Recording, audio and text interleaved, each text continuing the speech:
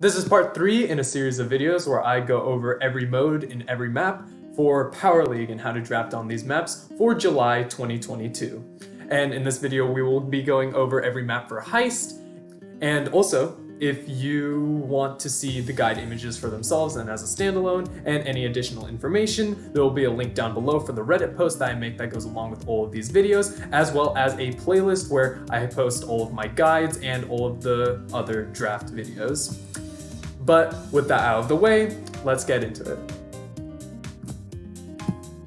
So the first map is Kaboom Canyon, which from the last time this was in Power League has seen some radical changes to the meta, in particular with a few additions to some common strategies that have been standardized in competitive play and now being adopted by the general Power League mainstream, and that strategy being the Gale tank combination, which is where if you place your spring ejector at the middle dividing water/wall line, you place a spring ejector to get your tanks over that. You can launch tanks straight into the middle bushes, get them to activate their speed gear, run around super fast, charge their super, and just continually just launch themselves into the enemy safe and just deal crazy damage, and you barely have to even try with that strategy. It almost has no counters apart from Colette, and it's definitely something you should be looking out for whenever you're drafting on Kaboom Canyon especially.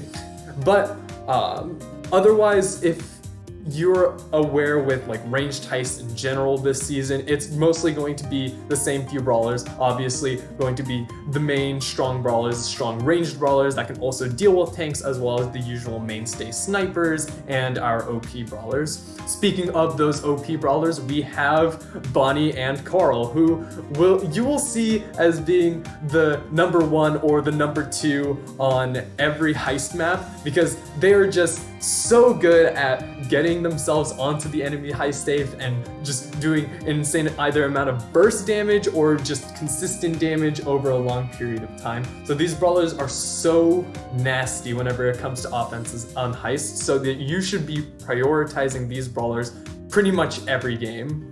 But apart from those brawlers, Kaboom Canyon also incorporates some interesting options like Colette and Lola, which are notable for the fact that they are ranged brawlers that also deal well with tanks, right? Colette, especially with that gadget, when she gets into the middle bushes, she can just press her gadget, auto-aim a few times, and she's basically unkillable. Especially when you have your star power shield after you super, you're just insanely tanky for such a ranged brawler that can do so much damage. Colette is so crazy on Kaboom Canyon and in Heist in general right now. If you're sleeping on Colette, you've got to wake up. This brawler is insane. And Lola, classic ranged heist brawler. She does insane DPS. She's good even before she gets her ego, but with ego, she pretty much can double her damage if you space your ego out correctly. Very insane brawler. Other notable brawlers on this map that you want to be going for safe picks are other ranged brawlers that don't immediately lose to tanks. So the likes of Eve, who can pass through the middle water, is really good on this map. And the likes of Bo, Max, Crow, and B. All of these brawlers, they're ranged and they don't really lose to tanks. So they can play on both ends of the spectrum, the super ranged side of the spectrum or on the tank side of the spectrum. B, especially on this map, is actually very slept on, but she deals with tanks and Colette and Bonnie and Carl so well that she's just such a great start for your draft most of the time. So if you're interested in learning a new brawler for ranged heist in general, B is actually something you might want to be picking up in this very tanky meta. And then of course we have some other options. Of course, Janet being OP is going to be good on Kaboom Canyon, but also the likes of Amber and Colonel Ruffs can be pretty interesting for your team. They're maybe not the absolute best, but the longer the game goes on, of course, the stronger that a brawler like Amber or Ruffs becomes. So if you're interested in those can definitely work as relatively safe picks. And then rewarding picks, we get a little bit more dynamic. Of course, I mentioned Gale earlier, and Gale on a ranged heist map is super weird to see, but it's super good on this map. Gale, you can kind of draft after your tanks, or you can draft Gale with a tank at the same time. I have that as an example draft. But drafting Gale alongside something like Daryl, of course, that's the ideal situation. But even Gale on his own is fine on this map, and he just gets cranked up to such crazy levels on this map with tanks. But pairing him with, if Daryl is picked or if Daryl is banned, pairing a Gale with a Daryl or a Buzz or even maybe a Primo, but I wouldn't really recommend that. But pairing him with just one of these high damage, high DPS tanks and just launching them into the middle is a super strong strategy I recommend you try out at the very least. And then of course, any map wouldn't be complete without Squeak being a good rewarding pick. And of course, it's a ranged map, so we're going to be seeing our mainstay, our snipers, our Piper, Byron, Bell. We also have Brock being able to break up that middle wall for your team, but you should be a little bit careful with being Brock. I see that being a noob trap recently. People draft Brock early and then they just get countered by tanks, and it can really suck. Even against something like Colette, which isn't even necessarily a tank, but just has a high amount of sustain. Brock should be picked with caution on this map right now. The same goes for Colt. Colt can be a relatively inconsistent brawler, but I still see these being relatively common picks, especially as first picks. So if you really want to upgrade your draft game on this map, you should really be avoiding those noob trap brawlers, Brock and Colt. But they are still viable. And of course we have some other options, some other miscellaneous tankier options like Pam or Fang that can help you deal with opposing tanks as well as dealing with ranged brawlers, but they're not necessarily as safe as a power pick. And then of course we have some other miscellaneous options. Chazmac Gaming bringing out Lou on this map and winning was a surprise, but it's something that you can try out. And then I already mentioned, but some common strategies that are on this map include Gale tanks, which you just place your jump pad, launch your tanks in, and get some free damage. It's pretty insane. And also Byron synergies. So Byron may be falling off a little bit recently with how he can struggle versus tanks, but he synergizes remarkably well with these high DPS brawlers that really can just stick onto the enemy high safe. So if you have one of these really tanky brawlers like Colette or Lola, you can draft a Byron with them and just have a really good time healing them from a distance. So the next map is Safe Zone, and Safe Zone is, most of the community kind of has a hate-hate relationship, not quite even a love-hate relationship, just straight up hatred for Safe Zone. But similarly to Kaboom Canyon, we have seen some meta developments with tanks really coming to the forefront on this map and really making a name for themselves. But of course, some power picks that are going to be just standard from last season. The usual Bonnie still going to be OP, of course, and Carl, as I mentioned before, is going to be OP. But also Lola and Eve. Eve able to travel across those right waters is very valuable. Lola does an insane amount of damage, is able to control at any range, especially against those tanks which can otherwise make other powerful picks struggle. Lola can be a very good stopgap to those brawlers. Colette actually has been seeing a ton of success on this map, especially the fact that she can just prevent tanks from playing the game, and she's just not exclusively good against tanks. She's just good against everything, and Colette is like super insane. So again, you should be trying out Colette on Heist. She's definitely very slept on. We've seen Rico actually fall out of the meta with how inconsistent these wall break brawlers like Colt and Brock have become recently, but Rico's still definitely a force. Definitely still can work on the left side, especially if you get all the way pushed up to the enemy side water on the left lane. Rico can still shoot the enemy high safe and do just fine, and especially if you can get Rico on that right side into the enemy pocket in the far right hand corner, Rico can do so much damage. So definitely don't sleep on Rico even if he is taking a little bit of a hit. Of course, we have other ranged mainstays, the likes of snipers, Max, Bo, and even some newcomer snipers like B, once again coming into the meta just because tanks are so ridiculously good, giving yourself that safety net against tanks while also being a ranged brawler. Super valuable in this meta. And speaking of, some of those tanky brawlers that are seeing a lot of success on this map as of late are Daryl and Fang, which I would say that Daryl is probably overall better than Fang, but Fang also just acts as an answer to Daryl. He can match Daryl's aggression, he can even try and 1v1 Daryl with how he does damage a slightly higher distance away, so Fang can be a really good response and also replacement for Daryl, so definitely don't sleep on Fang either. And then of course, wouldn't be complete without Squeak being a rewarding pick on Heist or on any map. Squeak can be very good at just locking down the right lane.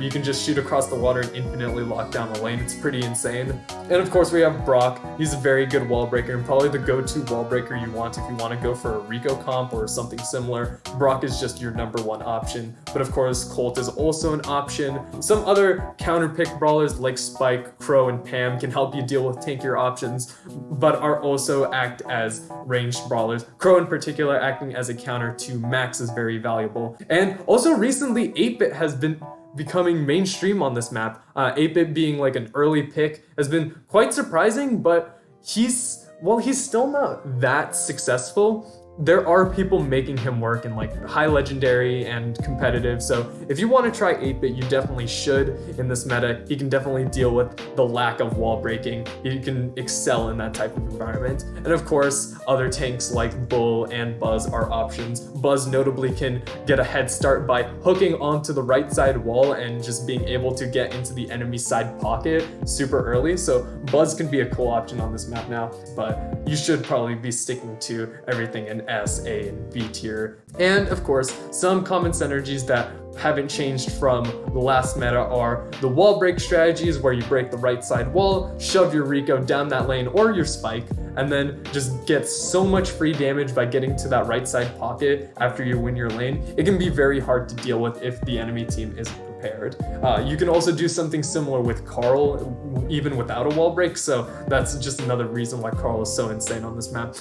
Byron, once again showing his face, very good with those tanky brawlers that can do a lot of sustained damage on the high safe. He can heal them from a distance, and while they're just in the enemy's face, they can just infinitely sustain and stay in place, and it can be pretty disgusting at times. I think especially the combination of Byron with Daryl has been seeing a lot of mainstream success even last season, even though that hasn't been a really common pickup during Power League. But if your teammate does draft a Byron early, you should be looking at that Daryl button like it's a hot seat. And then some a little bit lesser known but also fairly archaic strategy is 8-Bit with snipers. In particular, it's been Byron getting the damage boost and the heal boost while in 8-Bit's booster range, but also Bell, who's another really defensive sniper, can excel on this map just because if you can place a turret on the left side and just have a Bell sit in the left side, that can just prevent the enemies from trying to even get into the pocket. That can be very annoying for brawlers like Rico and like tanks or like Carl even. So the 8-Bit sniper strategy is something you want to try if you pick up an 8-Bit on your team at some point. And the last map is a newcomer to Power League, which is Riverbanks, a map that has given me a lot of headache in trying to figure out what's good because I barely ever get it in my games. And it seems like nobody gets this map in their Power League rotation, but here it is and we're gonna be talking about it. So it seems that this map overall is like a blend of hot potato and a ranged heist map. It's kind of hard to describe, but you see a lot of different types of brawlers succeeding on this map, probably just based on the fact that a lot of these new maps are based around just countering what your opponent picks. Just counter what your opponent picks more than finding your own strategies. However, strategies there are, and a clear meta has shown itself. Of course, we have Bonnie and Carl ruling the heist meta once again. Carl in particular can be really, really dangerous because he just deals with every brawler of every range, and he really has no counters apart from Daryl on this map, or I guess Surge, but Carl can be super dangerous, just hitting his pickaxe up against the wall. He can do some insane damage to brawlers and high safe alike. And then Bonnie, of course, she's Bonnie. She's broken. Ruffs is actually a brawler that is pretty insane on this map. You have the wall breaks, and you have the ability to ricochet your shots off the walls. So no matter what style of play you're going for, if you're going for a long range type of comp, or if you're going for keeping the walls in place and playing around the walls, Ruffs either way can just excel so much. He can play on offense, breaking open the enemy defensive wall that covers their safe, opening up your ranged brawlers to be able to shoot onto the enemy high safe, or your brawlers like Daryl to roll onto them, or he can just break up the middle walls in order to give his ranged brawlers a better time. So Ruffs can be super disgusting on this map, and you should definitely try him if you haven't already. And of course, we have some other mainstays. The likes of Lola, Spike, Janet, and Max shouldn't be too surprising. Just pretty high DPS. They can control very well at any distance. So these brawlers are going to be your jack of all trades. Of course, Janet being a broken brawler is also here. But Penny also notably pretty insane on this map. Countering notably Spike and Ruffs, while also being able to deal not bad with some tankier options, but also the main area of, or the main point of interest with Penny is her turret. Penny can be so insane on this map, and I just don't see her being played that much. So you should definitely not be sleeping on Penny here. She can be such a threat. But of course, they're not just power picks that exist on Heist, because we have to talk about the tanks. And just like Hot Potato, a wide range of tanks can excel on this map. And indeed, that includes the likes of Daryl, Bull, BB, and even Primo. But of course, mainstream tanks like Daryl, Bull can have a really easy time getting onto the enemy Heist safe and outputting a ton of damage. BB notably has her BB bubble, which she can ricochet off of the back walls on the enemy Heist safe and just deal a ludicrous amount of damage. The likes of Rico. Rico can be extremely good on this map, but of course he has counters like wall breaks. The likes of Stu, Griff, and Brock can be very, very annoying for Rico. But if you don't have anything to deal with Rico, Rico can be quite insane here. Surge is a very good stopgap into tanks while also abusing the fact that tank speed is super. He can pretty much team wipe the enemy team repeatedly if you give him the chance. So definitely be looking out for Surge as well. And then we have some other options. Of course, we have the usual tank counters on Heist. The likes of Ems, Griff, and Colette can be good if you're not countered out. Colette can notably struggle on this map because of the enemy defensive walls, and she can't just immediately super onto them because they're blocked off, so she has to walk around and it can be very awkward. So maybe stay away from Colette a little bit more on this map, but she's probably still a very good brawler on this map. We've also seen the likes of Piper, Brock, and B, and Fang. All of these ranged Heist brawlers actually excel on this map, because if you have a way to break up the enemy's walls and their draft isn't prepared for ranged, like if they draft something like Spike or Ems or Rico, the likes of these snipers can actually punish these strategies super hard. So don't make your comp too weak against those ranged strategies too early in the draft. And of course, we also have Gale showing up on this map, because we've actually seen a little bit of Gale be explored on this map alongside the likes of Bull and Daryl. Being able to place a jump pad and throw those tanks over the defensive wall can be a really realistic strategy. Or just throwing his tanks over your own defensive walls to get them into lane faster, get them to cycle their deaths faster, get them to get their supers, and just run into the enemy safe. So the Gale tank strategy can be a realistic thing on this map. And of course, there are other random brawlers you can try out, but mostly I would stick to the general Heist meta with a little bit of added flair with these ranged brawlers. And I already mentioned Gale tanks, but the wall break strategy, also a very real thing. So the wall break strategy, you can draft something like Griff or like especially Ruffs, which is a safe pick early, and have that option to pick these ranged brawlers afterwards in order to have like this super easy counter pick against enemies that overextend in one direction. So that's pretty much it for Riverbanks. Just remember that the meta might evolve a lot once we actually get a better grasp on what's good and what's bad here. That being said, this has been Heist for July 2022, and if you like what you saw, be sure to like and subscribe, and also check the links down below as I mentioned at the beginning of the video in order to see a playlist with all of my guide videos, as well as the Reddit posts so you can get some additional information, as well as the images themselves. And speaking of my Reddit, if I happen to forget to post something on YouTube, which I may not at times, you can follow me on my Twitter or my Reddit at Viable Fries, where I post some interesting things sometimes. However, with that being said, thank you so much for watching, and I'll see you next time. Peace.